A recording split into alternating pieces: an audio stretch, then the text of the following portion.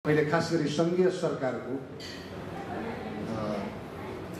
नीति तथा कार्यक्रम, साझा नीति तथा कार्यक्रम र बजेटमा लक्षित भएर हाम्रा साझा माग र मुद्दाहरू, सुदूरपश्चिमको समृद्धिको आधार सहितको जुन प्रस्ताव आएको छ, यसमा थुप्रै मतहरू आएका छन्। यी साझा माग, मुद्दा र विषयहरूलाई म स्वागत गर्न चाहन्छु। विशेषतः यतिखेर डेट नै तोकिएको छ, यो महिनाको 19 गते सङ्घीय संसदको दुईटै सदन, संयुक्त सदनमा सरकारको साझा नीति तथा कार्यक्रम प्रस्तुत हुँदैछ। हामीले अहिले जति विषयहरू यहाँ प्रवेश भए या प्राथमिकताका साथमा जे कुराहरू उठानु भएका छन्, प्रमुख अतिथिज्यूले पनि थुप्रै कुरा राख्नुभएको छ सरकारको तर्फबाट। मलाई के लाग्छ भने अहिले हामीले अलिक बजेटमा केन्द्रित भएर के कार्यक्रमहरूमा अलिक बढी जोड दियौँ। मूलतः अहिले चाहिँ नीति कार्यक्रममा अलिक बढी हाम्रो चाहिँ फोकस हुन सकेन जस्तो लाग्छ। किन भन्दा नीति कार्यक्रमलाई नै बजेटले पछ्याउने गर्दछ। त्यसो भएर नीतिलाई अलिक बढी फोकस गरेर 19 गतेको सङ्घीय संसदमा प्रस्तुत हुने कार्यक्रममा यतिखेर अलि जोड दिनुपर्छ जस्तो लाग्छ। त्यसका लागि आज मात्रै सत्ता सम्मिलित सम्माननीय प्रधानमन्त्रीज्यू र नेपाली काङ्ग्रेसका सभापतिज्यूको छलफल पनि भएको छ र यो छलफलमा चाहिँ अर्थमन्त्रीज्यू र गृहमन्त्रीज्यू दुईजनालाई सरकारको नीति तथा साझा कार्यक्रमको बारेमा जिम्मेवारी पनि दिएको छ।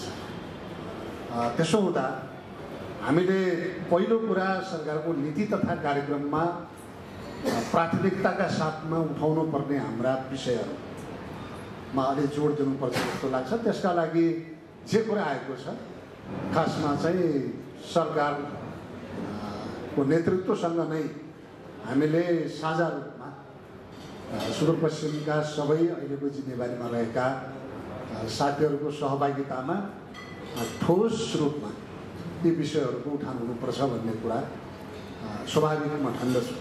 त्यसमा खास गरी दुईटा सरकार, सङ्घीय सरकार र प्रदेश सरकार, प्रदेश सरकारको तर्फबाट गरिएको यो पहल कदमीप्रति म फेरि सम्मान व्यक्त गर्न चाहन्छु। विशेषतः अहिले हामी हाम्रो अभ्यास हामी के गरिरहेका छौँ भन्दा नेपाल सरकारले चालु आर्थिक वर्ष या विगतको आर्थिक वर्षको ट्रेन्डलाई हेर्ने हो भने हामी करिब 18 खर्बको आसपासमा विनियोजित ऐनलाई लिएर छौँ। त्यसमध्ये कुल बजेटको 17% मात्रै हामी पुँजीगत तर्फ चाहिँ खर्च गरिरहेका छौँ। त्यो पनि 100% हुँदैन। 1/3 बजेट कार्यान्वयनका लागि 2/3 हामी खर्च गरिरहेका छौँ। यो हाम्रो नीति। त्यो हिजोदेखि हाम्रा चाहिँ अभ्यासहरूले के देखाउँछ भन्दा 3.5 खर्बको पुँजीगत खर्चका लागि हामीले 2/3 चाहिँ खर्च गर्नुपर्ने अहिलेको विद्यमान अवस्था हो। नेपालको राजस्व अहिले पनि अपेक्षाकृत हामीले चाहिँ बढाउन सकिरहेका छैनौँ। राजस्वको अवस्था तपाईँले सबैलाई थाहा छ।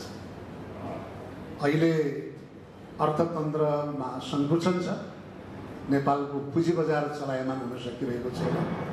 यो अवस्थामा अहिलेका विद्यमान राष्ट्रिय आवश्यकताहरूलाई सरकारले सम्बोधन गर्नुपर्नेछ। यो सम्बोधनका लागि अहिले प्रमुख पार्टी सम्मिलित वर्तमान सरकार छ। यो सरकारले यी राष्ट्रिय आवश्यकतालाई सम्बोधन गर्नुपर्नेछ। त्यसका लागि सरकारको आन्तरिक पुँजीगत तर्फको खर्चले मात्रै पनि यो पर्याप्त हो जस्तो मलाई लाग्दैन। हामी हाम्रा माग र मुद्दा सुदूरपश्चिममा मात्रै केन्द्रित छैनन्। यी माग र मुद्दाहरू राष्ट्रिय आवश्यकताका विषयहरू छन्, कतिपय सामरिक महत्त्वका विषयहरू छन्, कतिपय हाम्रा आयोजनाहरू जे कुरामा हामीले हाम्रा प्राथमिकता, हाम्रा अपेक्षाहरू त्यसमाथिको सरकारको प्रतिबद्धतालाई हेर्ने हो भने यो समग्र चाहिँ मुलुकका आवश्यकता हुन्। त्यसो भइरहँदा हामीले अहिले कस्तो खालको बजेट आवश्यक छ या हामीले प्रस्ताव गरेका आयोजनाहरू त्यसले के परिणाम ल्याउँछ, मुख्य विषय यो हो जस्तो लाग्छ। हामीले यति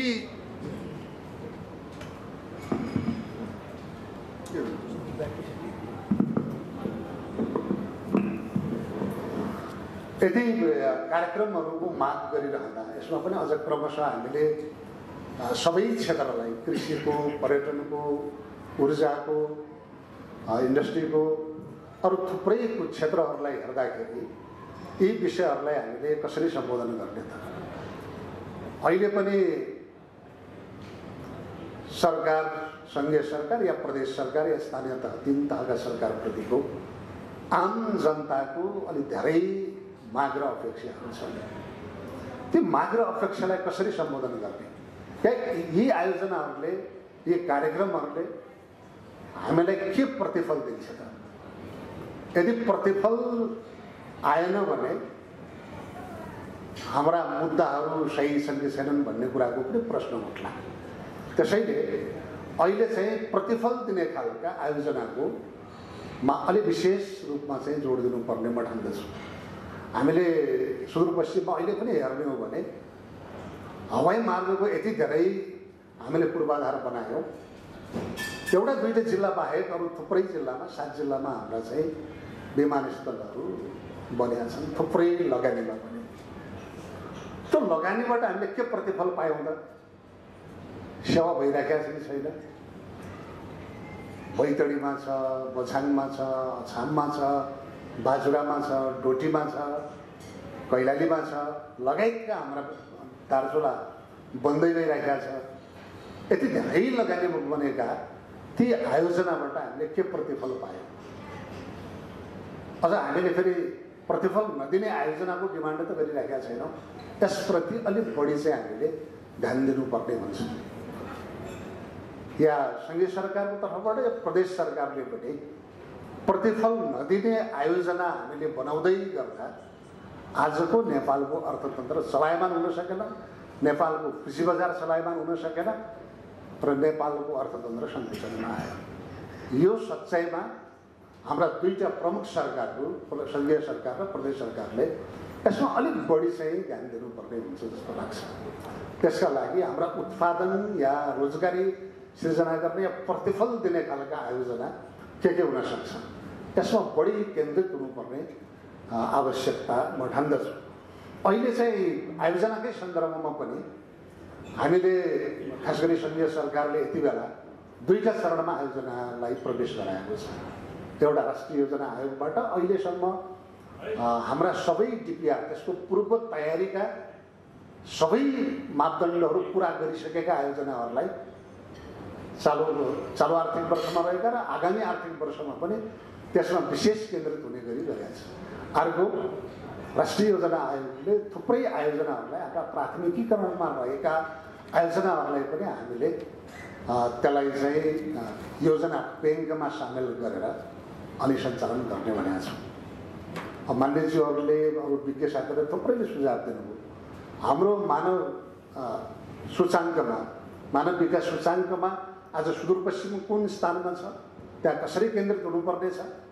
नेपाल सरकारको 3.5 खर्बको पुँजीगत बजेट, त्यसलाई पनि हामी 100% खर्च गर्न नसकिरहँदा नेपाल सरकारको आन्तरिक बजेटबाट यो सम्भव छ? त्यसको विकल्पमा के हुन सक्छ?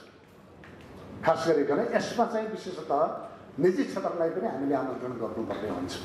जसरी औद्योगिक पार्क हामीले चाहिँ सुदूरपश्चिममा आज पनि हाम्रो छिमेकी मुलुकहरूसँग जति लाभ प्राप्त गर्नुपर्ने हो त्यति लाभ प्राप्त गर्न सकेनौँ। उद्योग चाहिरहेका छन् र औद्योगिक क्षेत्र हामीले चाहिँ अहिले पनि 7 प्रदेशको सन्दर्भमा कुरा गर्दा, म आज चाहिँ उद्योग मन्त्रीको रूपमा यहाँ चाहिँ बोलिरहँदा हामीले चाहिँ औद्योगिक क्षेत्रको विकास गर्न सकिरहेका छैनौँ। त्यही दैजिछेडा औद्योगिक क्षेत्र सुदूरपश्चिम प्रदेशको सरकारले घोषणा गरेको, सम्माननीय प्रधानमन्त्रीले शिलान्यास गरेको क्षेत्र आज पनि हामी गर्न सकिरहेका छैनौँ। किन त भन्दा त्यसको लागत मात्रै सुरु गर्ने हो भने हामी चाहिँ 9 अर्बको लागतमा त्यो सम्पन्न हुन्छ। 9 अर्ब अहिले नेपाल सरकारको पुँजीगत बजेटबाट त्यो सम्भव छ त? मलाई चाहिँ त्यो लाग्दैन। त्यसका लागि के हो त भन्दा हामीले निजी क्षेत्रलाई चाहिँ आमन्त्रण गर्ने हो।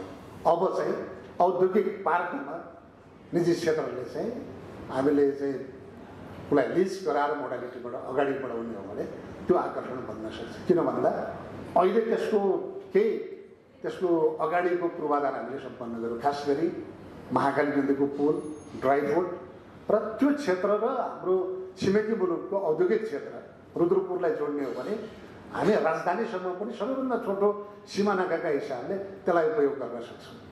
त्यसो भएर त्यसका लागि त सरकारको बजेट त पर्याप्त छैन भने हामीले चाहिँ निजी क्षेत्रलाई या बाह्य आन्तरिक लगानीकर्ताहरूलाई आमन्त्रण गर्नुपर्ने हुन्छ। खेल मैदानको कुरा गर्नु, फाप्ला खेल मैदान, त्यसको पनि करोडमा चाहिँ त्यो सम्पन्न हुँदैन। एउटा राम्रो स्टेडियम बनाउने हो भने अर्बमै जानुपर्ने हुन्छ।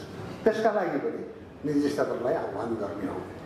त्यसै गरी हामीले चाहिँ अहिले खप्तड हाम्रो चाहिँ पर्यटकीय गन्तव्य यो सुदूरपश्चिमको नभइकन राष्ट्रिय पर्यटकीय क्षेत्रको रूपमा सम्भावना बोकेको क्षेत्र, त्यसको पूर्वाधारका लागि हामीले चाहिँ हाम्रो अहिलेको चाहिँ त्यो यो चाहिँ पैदल हिँड्ने पदमार्गले मात्रै त्यो सम्भव हुँदैन। त्यसका लागि के आवश्यक हो त? त्यसमा पनि हामी निजी क्षेत्रलाई आह्वान गर्न सक्छौँ। त्यसैले यो कुरालाई हामीले प्राथमिकीकरण गरेर अबको सरकारले ल्याउने बजेट, सरकारको आन्तरिक बजेट त एउटा हिसाब ल्याउँछ, तर समग्र पुँजी बजारलाई र आन्तरिक लगानी र बाह्य लगानीलाई पनि आमन्त्रण गरेर नै अहिलेको नीति तथा कार्यक्रम सरकारको साझा धारणा चाहिँ आउनेवाला छ। त्यसमा चाहिँ हामीले यो विषयमा अलिक बढी केन्द्रित गरेर अब कहाँ हामीले चाहिँ पूर्वाधारमा खर्च गर्ने, आन्तरिक बजेटलाई कहाँ हामीले चाहिँ निजी क्षेत्रलाई आमन्त्रण गर्ने, सडक पूर्वाधारकै पनि कुरा गरौँ। हामीले यति धेरै लगानीमा चाहिँ थुप्रै सडक पूर्वाधार बनाइराखेका छौँ, गति कस्तो छ त भन्दा पछुवाको गति छ। देऊ न, प्रदेश सरकारले पनि निर्णय गर्न सक्छ राजमार्ग बाहेककै हिसाबले। त्यसमा पनि हामी चाहिँ प्राइभेट सेक्टरलाई आह्वान गर्दाखेरि उसले चाहिँ ट्याक्स उठाउँछ अनि पूर्वाधार निर्माण गर्छ, समयावधिभित्र सिद्ध्याउँछ। यो किसिमबाट हामीले गर्नुपर्ने हुन्छ। अघि चाहिँ थुप्रै सङ्घीय मान्छेले भन्नुभयो पहिलाले कञ्चनपुर हाम्रो कृषिको, अब अहिले पनि कुनै निजी क्षेत्र म कृषिमा लगानी गर्छु भन्दा अहिले चाहिँ कृषिमा लगानी गर्ने हाम्रो कुनै आधार भनेको छैन, हामीसँग जग्गै छैन। हजारौँ मान्छे जोडिएका छन्, 2 कट्टा 10 कट्टा 1 बिघा 2 बिघा 10 बिघा।